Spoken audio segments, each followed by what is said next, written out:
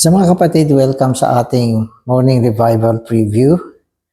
At syempre, ang schedule natin ngayon ay week 1, day 2. So magbabasa na ako ng mga Bible verses natin. John 1:14, "And the Word became flesh and tabernacled among us." 1 Corinthians 15:45, "The last Adam became a life-giving spirit." Revelation 5:6, "And I saw a lamb standing as having just been slain, having 7 horns and 7 eyes, which are the 7 spirits of God." So ano ba itong mga verses na ito? So dito makikita natin ang connection ng mga verses na ito. So yung una, the Word became flesh. Ano ito? Ito ay ang Diyos na nagkatawang tao. Yung Word, ang Diyos.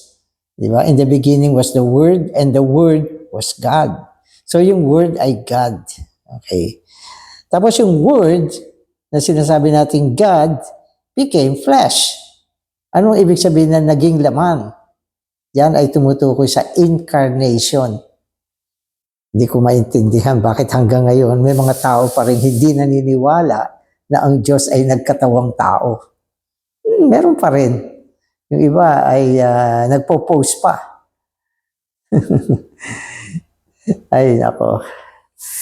So, ang Diyos ay nagkatawang tao. Napakalinaw sa Biblia.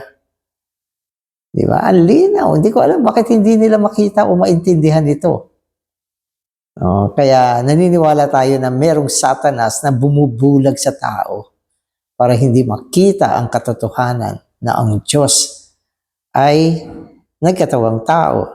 Tapos maganda itong sinabi niya, bagamat hindi naman masyadong binigyan diin ito, tabernacled among us.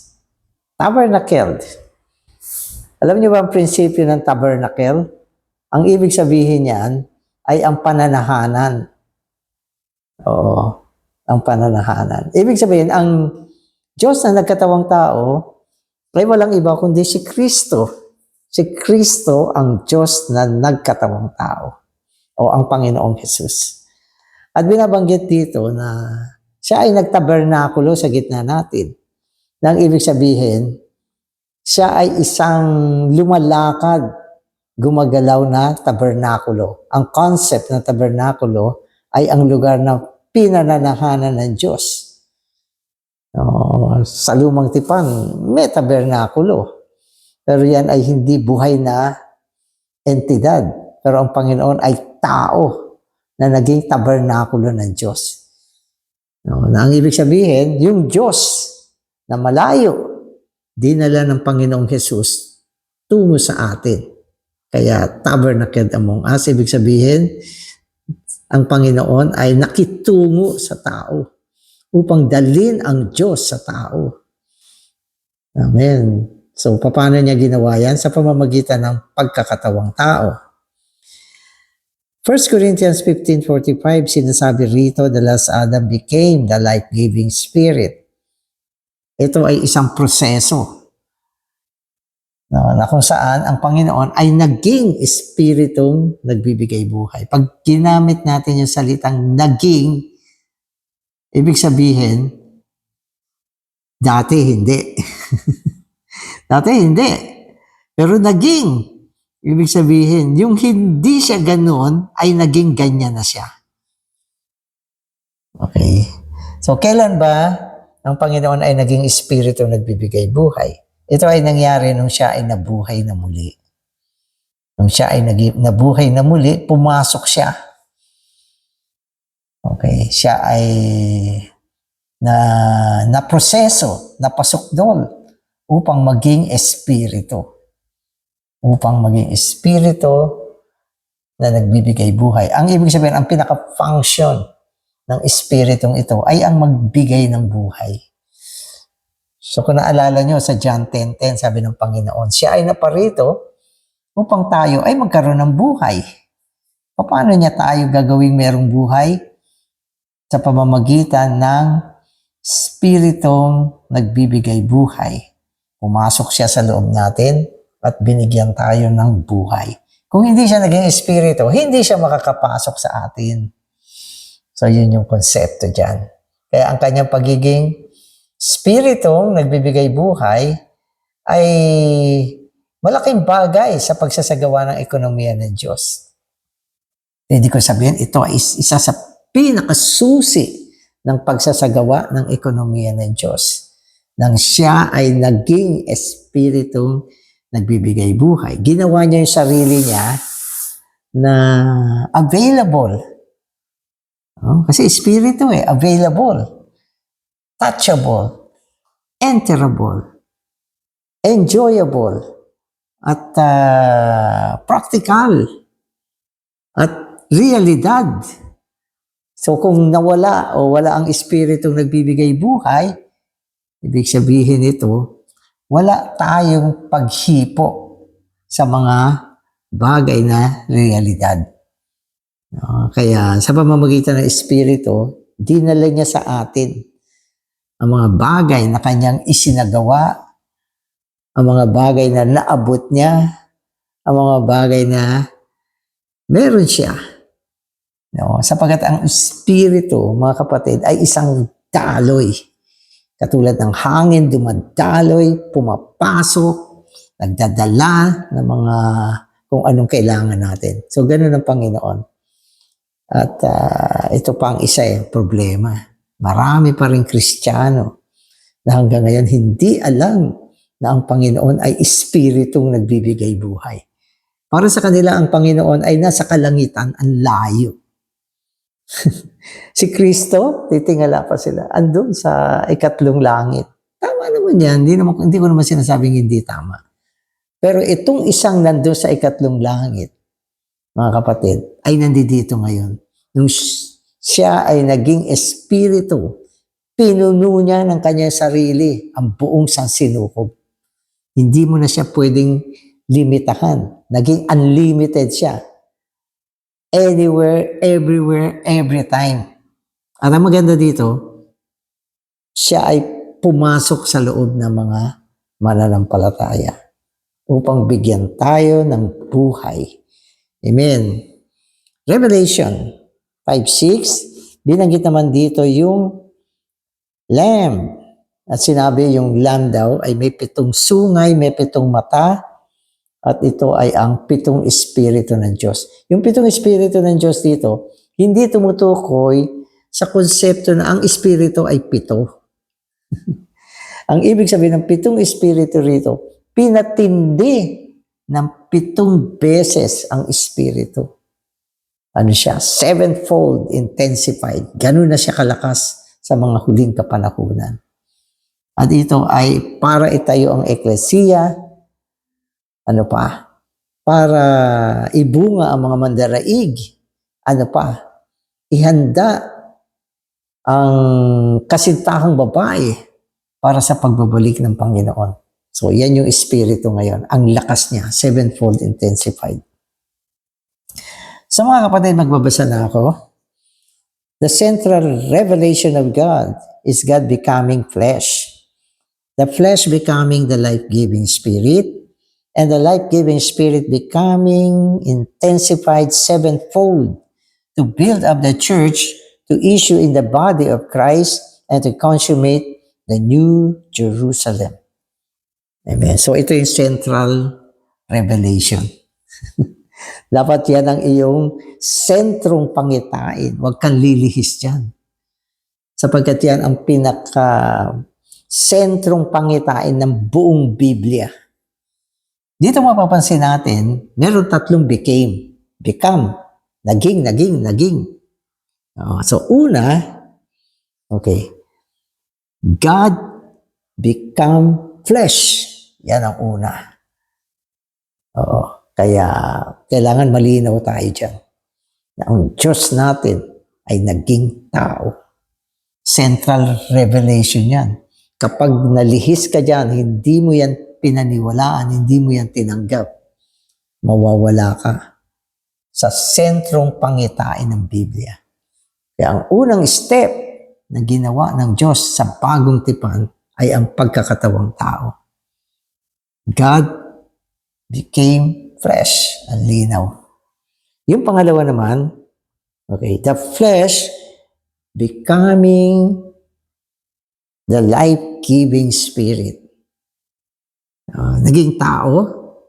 Okay, tao na siya, di ba? Pag tinignan mo yung gospel, ang Panginoon nandyan. Gumagalaw, nagsasalita, natutulog, kumakain, kasama ng mga disipulo. Yun yung God became flesh. Okay. Subalit dumating yung panahon na siya ay kailangang mamatay sa krus.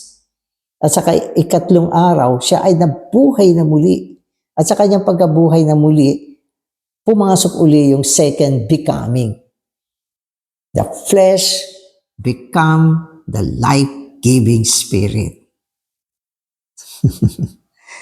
Kaya, dalawa na. Kaya nung nabuhay na muli ang Panginoon, iba na ang galaw niya. Iba na. Dati kasama siya ng mga disipulo, napaka-fix ng mga schedule. Pero nung siya ay nabuhay na muli, nawawala, sumusulpot. Wala siya ngayon, hindi nakikita. Ang ibig sabihin, hindi naman sa wala. Subalit biglang lumilitaw sa gitna nila. Naglalakad sila, biglang kasama na nila at nawawala. Nagpapakita, nawawala. Sapagkat yun yung panahon na siya ay nabuhay na muli at naging espiritong nagbibigay buhay. Pero bakit siya nagagawa niya magpakita? Kasi yung humanity niya, nasa kanya pa rin. No? Ibig sabihin, spirito siya na merong humanity. Kaya kaya niya magpakita. At dahil spirito siya, pwede siyang mawala. Kaya yun ang naging situation nung siya ay nabuhay na muli. Amen. At itong spiritong nagbibigay buhay ay naging 7 ulit na pinatinding espiritu. Na-consummate uli. Na-process uli. Amen. At ang espiritu ngayon sa kasalukuyan ay 7-fold intensified spirit.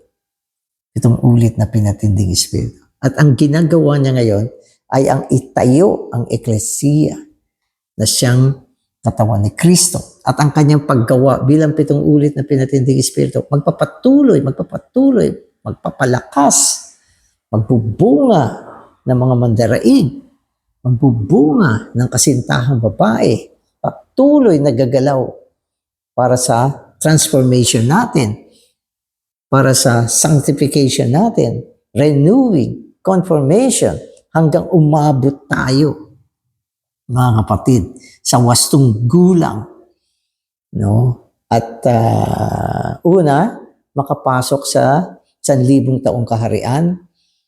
Pagkatapos niyan ay ang bagong Jerusalem. Yan ang central vision. Huwag kayo malihis dyan. Kaya dapat kaya nating i-memorize to sa simpleng paraan Ano ang central vision? Ng Diyos. Central revelation ng Diyos. Ang sentrong pangitain ng Diyos. Ano yan? Ang Diyos ay nagkatawang tao. Ang tao ay naging espiritong nagbibigay buhay. Ang espiritong nagbibigay buhay ay pinatindi ng 7 beses. At ang pinatinding 7 beses na espiritu ay siyang gumagawa ngayon upang itayo ang eklesiya at pasuklulin ang bagong Jerusalem. Yan ang center revelation ng Diyos. Dapat kaya mong i-recite at ang buong buhay mo bilang Kristiyano dapat nasasakupan itong central revelation ng Diyos. Hindi tayo lalabas dyan. Amen. This spirit is to build up the church, which becomes the body of Christ, consummating the New Jerusalem as the final goal of God's economy. The Lord's recovery today is just the recovery of these critical points concerning the Spirit of God in the move of God's eternal economy. So ito na yung recovery ngayon. yung central vision na binabanggit natin, naging Lord's Recovery. Lord's Recovery na siya. Kasi pag dinefine mo ang Lord's Recovery, ang ibig sabihin nito ay ang pagbabawi ng Panginoon. Okay. Na mga bagay na nandiyan na. Ito mga binabanggit natin, nasa Biblia to. Hindi itong mga bagay na iniimbento natin o mga nagiging konsepto natin yan. Kundi ito ay naisulat na sa Biblia. Naisulat na yan sa Biblia. Kaya lang ang tao ay nalihis mula dito. Di ba? Ang Diyos naging tao, naisulat sa Biblia. Di ba? Siya ay naging Spiritong nagbibigay buhay, nasa Biblia. At siya ay napatindi ng 7 ulit, nasa Biblia. At ngayon, ang kanyang ginagawa ay ang itayo ang kanyang eklesiya. Nasa Biblia. At papasukduli niya ang bagong Jerusalem. Nasa Biblia. Kaya lang, nawala, nalihis ang tao tungo sa marami mga practices, mga bagay na mga kung ano-ano. Wala na sa sentrong gawain ng Diyos. Wala na.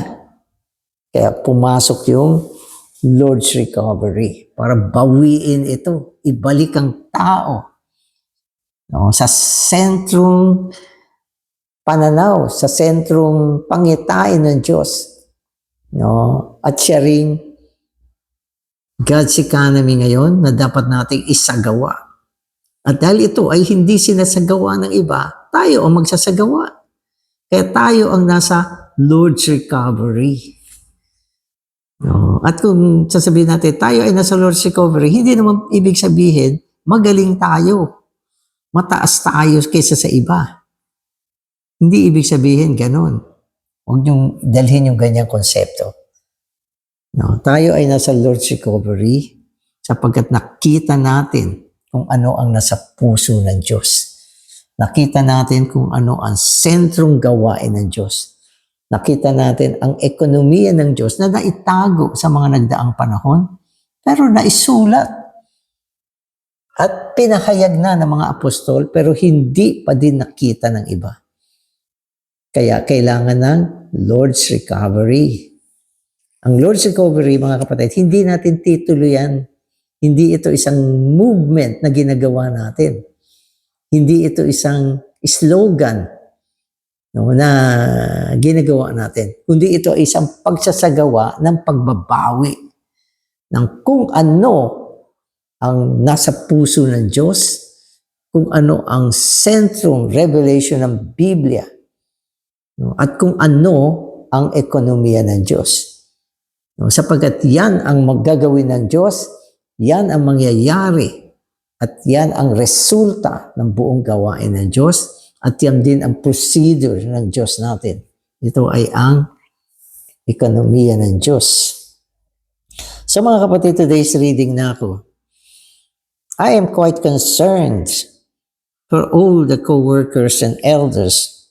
It may be that a good number of them do not have a complete understanding of what the Lord's recovery is. If we are asked to explain what the recovery is today, we should be able to answer in one simple sentence.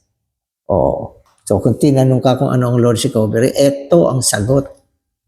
The Lord's recovery is God becoming the flesh becoming the life-giving spirit, and the life-giving spirit becoming the sevenfold intensified spirit to build up the church that becomes the body of Christ and that consummate the New Jerusalem.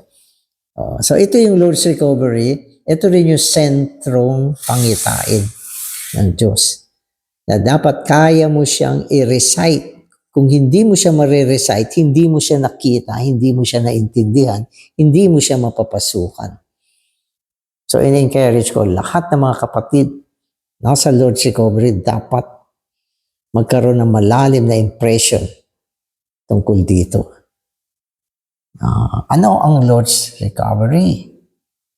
Ang Diyos na nagkatawang tao, ang tao na naging espiritu, at ang espiritu na naging 7 ulit na pinatinding espiritu na siyang nagtatayo sa eklesiya ngayon, na siyang katawan ni Kristo at mapapasok doon sa bagong Jerusalem. Yan. Amen. Recite nyo. Amen. Amen. Christ made himself the first God-man, a prototype for the mass production of many brothers. The many God-men, I have been a Christian for about 69 years. Amen. So after so many years, I have been made by God to know only one thing. God became man so that man may become God in life and in nature, but not in the Godhead. This is my unique burden, my unique message. God and man will become one entity, and that one entity is the mingling of divinity with humanity. This mingling will consummate in the New Jerusalem, which is the conclusion of the entire Bible. Amen. So yan ang conclusion. The New Jerusalem. Amen. So, etong mga puntong ito ay mga high peak truth kasi. High peak truth siya. Matataas na katotohanan, mga katotohanan na nasa rurok. Ibig sabihin, hindi na tayo pumapasok pa sa mga yung mga super superficial na mga bagay. Di ba? Sasabihin nyo, bakit hindi natin binibigyan diin yung mga material blessing, mga healing, mga mga miracle? Hindi naman yan kasi ang high peak truth. Mapapansin nyo, yung mga bagay na yan, nasa Biblia naman. Pero yan ay mga dinagdag lang. Ano lang yan, pang-attract lang yan ng tao. Maging ang Panginoon, pagkatapos niya magpakain, miracle. Umalis na siya. So, hindi na niya binigyan pansin yan. Nagpakain siya dahil gutom na yung mga tao. Sabi niya, pag pinauwi daw ng gutom, baka mahilo sa daan. Kaya kailangan pakainin. Pwede rin natin gawin yan. Sa church life, nagpapakain naman tayo. Minsan, maski panawid gutom, para yung mga kapatid, hindi mahilo sa daan. Ano yan? Ginawa yan ng Panginoon. Pero, ang sentrong gawain niya na sinasabi natin, ang kanyang kaluguran, ano yung masaya siya? Siyempre, ito ay ang pagsasagawa ng kung ano ang nasa puso ng Diyos. Okay, so pakinggan nyo to. Sabi niya, ginawa ng Panginoong Hesus ang sarili niya na God-man. Siya ang unang Diyos-tao. Tama naman, di ba? Nung siya ay nagkatawang tao, tao ba siya? Tao. Nagkatawang tao nga. Diyos ba siya? Diyos siya. No? Kaya, Diyos siya, tao siya. Siya yung unang God-man. Amen. At ginawa niyang prototype yung sarili niya. Okay, ibig sabihin nito, isang modelo para sa pagpaparami ng maraming mga kapatid. Na ang ibig sabihin, siya muna. Ano siya? God-man. So anong ibubunga niya? Mga God-men.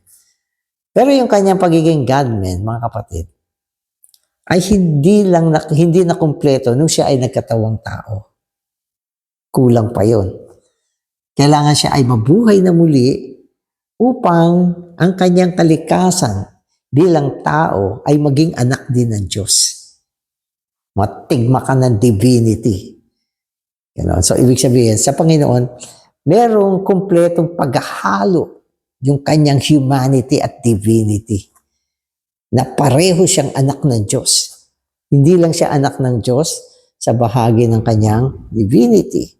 Maging ang kanyang hindi lang siya anak ng Diyos sa kanyang divinity, maging ang kanyang humanity ay dumaan din sa pagpapasakdal upang siya ay maging divinity. So siya ay divine sa dalawang nature. Sa kanyang divinity, siyempre divine yun, pati kanyang humanity. At yan niya naabot yung titulong panganay sa maraming mga anak ng Diyos. Panganay. Bago nangyari yan, siya ay bugtong na anak. Bugtong na anak. Siya ay naging panganay na anak nung siya ay nabuhay na muli sapagkat ang kanyang humanity ay isinilang para maging divinity. Kompleto. Yan ang unang Diyos-tao. Okay? At yan ang prototype upang lahat ng mga kapatid niya, lahat ng mga believers niya ay maging katulad niya sa buhay at kalikasan. So yan yung unang binabanggit sa atin dito. Amen. Ang Diyos ay naging tao. Naging tao siya. So walang duda yon. Ito naman yung high peak truth. Ang high peak truth naman ay ito. Ang Diyos ay naging tao upang ang tao ay gawing Diyos sa buhay at kalikasan. Hindi sa pamunuang Diyos. Okay, so dito binabanggit sa atin yung mga ibang mga kung ano-ano mga bagay na kailangan ma-impress tayo. Matataas to eh. Binanggit sa atin yung central revelation ng Diyos, di ba? At binanggit din sa atin kung ano yung Lord's recovery. At dito, binabanggit naman kung ano yung high peak truth na tinatahak natin ngayon. Ang high peak truth, ito yung kailangan maabot natin. Isang katotohanan na nilatag sa atin, kailangan abutin natin. Ano ito? Ito ay ang Diyos na nagkatawang tao upang ang tao ay maging Diyos sa buhay at kalikasan, hindi sa pamunuang Diyos. So anong ginagawa ngayon natin ng Diyos? Ginagawa tayong marami mga anak, marami mga kapatid ni Jesus na katulad niya, isang Diyos-tao. No? At ang paggawa nito ay sa pamamagitan ng high peak truth na ang Diyos ay naging tao upang ang tao ay maging Diyos sa buhay at sa kalikasan, hindi sa pamunuang Diyos. No? Ngayon, pwede natin sabihin Diyos-tao na rin tayo. Sapagkat naisagawa sa atin yung unang proseso ng pagiging Diyos-tao. Ito ay ang pagkasilang na muli. Kung saan ang Espiritu na nagbibigay buhay, pinabanggit natin kanina, ay pumasok sa ating pantaong Espiritu at ginawa ang ating Espiritu na dibino. Kaya yung Espiritu natin, naisilang na muli at tinatawag din nating pinaghalong Espiritu. Yan. So, ikaw ba ay divine? Yes, brother. Divine. Merong divine life at divine nature. Nasaan? Nasa Espiritu. Tama. Diyos-tao ka nga. Pero ikaw ay Diyos-tao lang sa Espiritu. Kulang yan. Kulang yan. Kaya kailangan ng proseso. Ang prosesong ito, mga kapatid, ay ang kompletuhin ang ating pagiging Diyos-tao. Hindi lang sa ating Espiritu, kundi maging sa ating kaluluwa. At pagdating ng Panginoon, maging ang ating katawan ay tutubusin niya. Ang ibig sabihin ng tutubusin o ita-transfigured, ito ay sa pamamagitan ng transfiguration. Naku, kumpleto na. Talagang Diyos-tao ka na.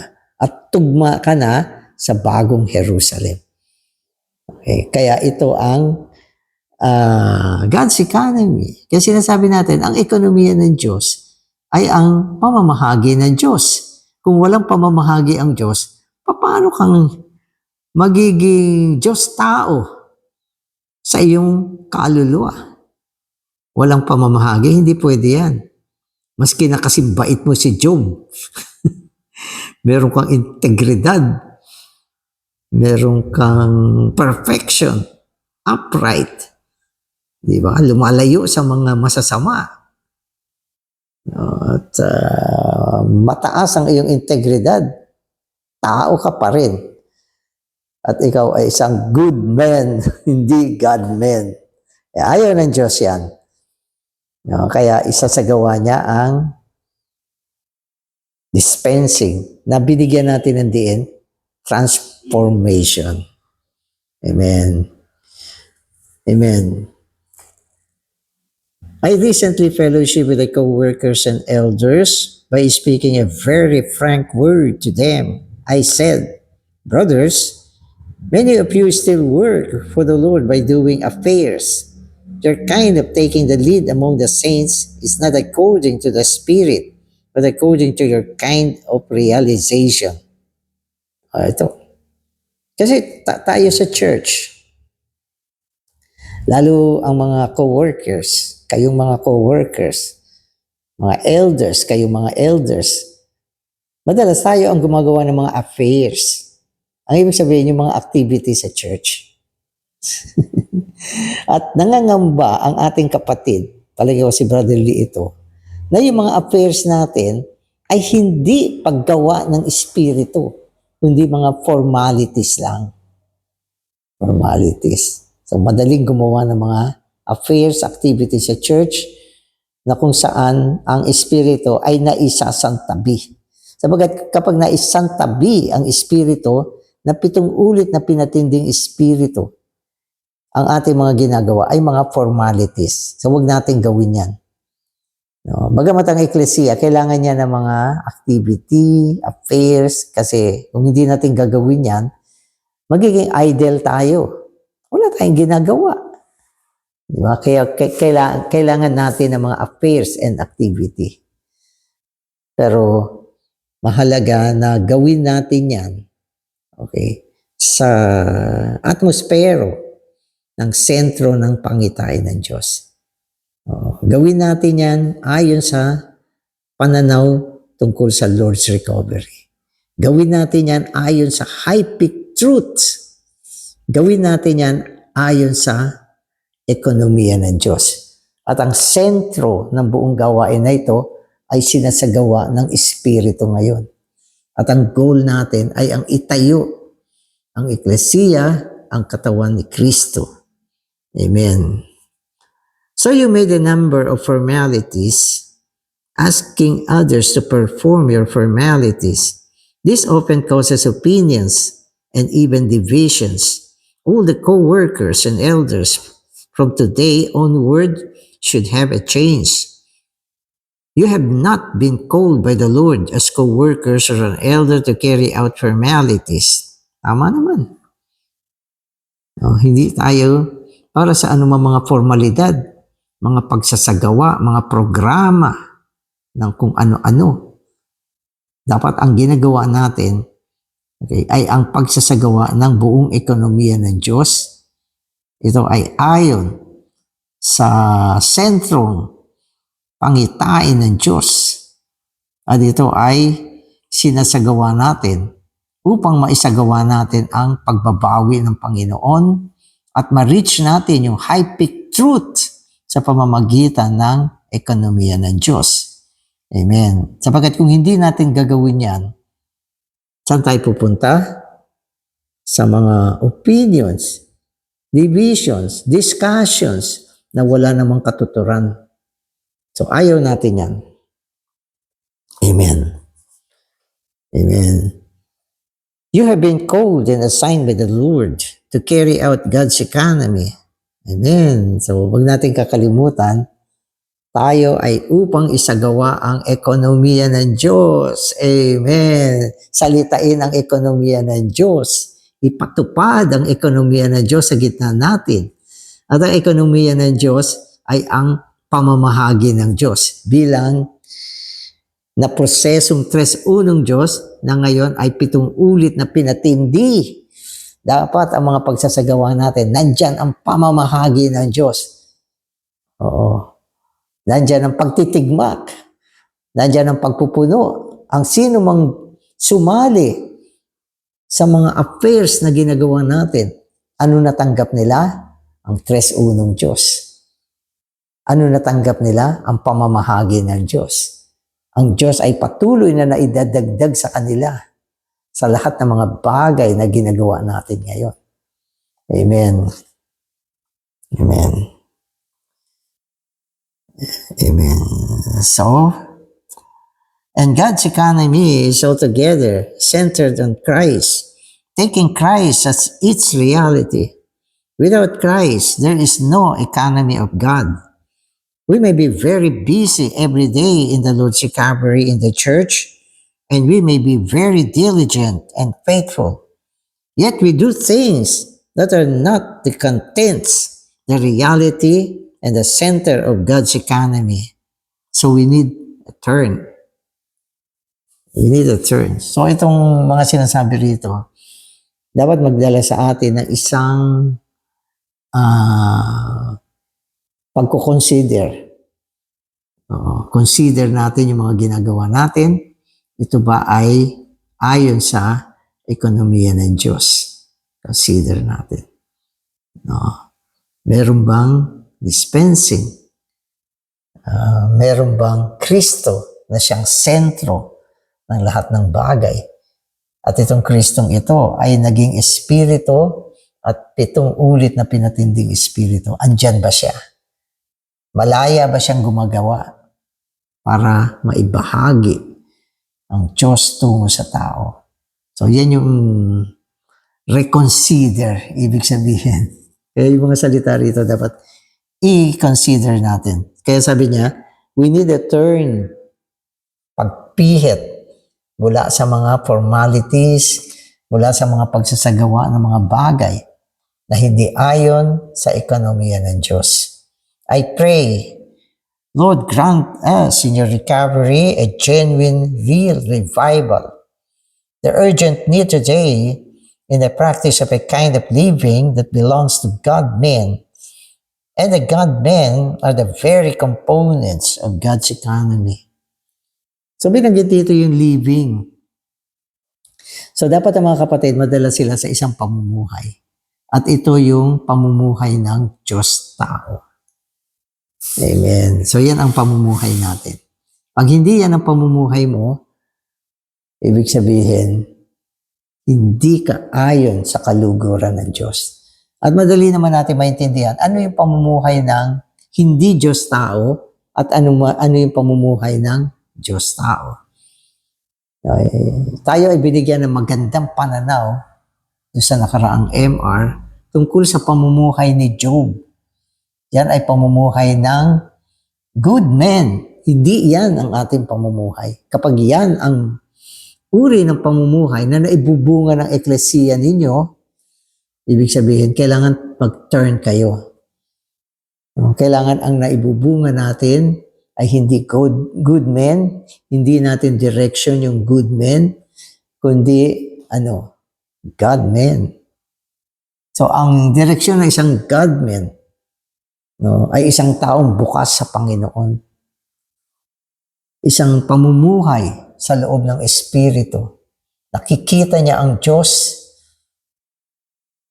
Naririnig niya ang Diyos. Napapangunahan siya ng Diyos. At ang buong buhay niya ay isang pamumuhay sa loob ng Espiritu. Yan ang God-man. Kung hindi ganun, anong gagawin mo? You have to turn. Kailangan bumalik ka sa isang tunay na revival. So mga kapatid, ang revival, hindi naman, ibig sabihin, napalakas tayo, lumilipad na tayo ngayon, ang lalakas na ng boses natin dahil dati ang tablay natin. Hindi. Ang totoong revival ay ang pagbaling ng tao mula sa mga bagay na hindi si Kristo. Mula sa mga bagay na mga natural, mula sa mga bagay na walang Diyos, tungo sa Espiritu, tungo sa 7 ulit na pinatinding Espiritu, tungo sa pagiging bukas sa Panginoon, tungo sa isang landas na kung saan si Kristo ang ating goal araw-araw.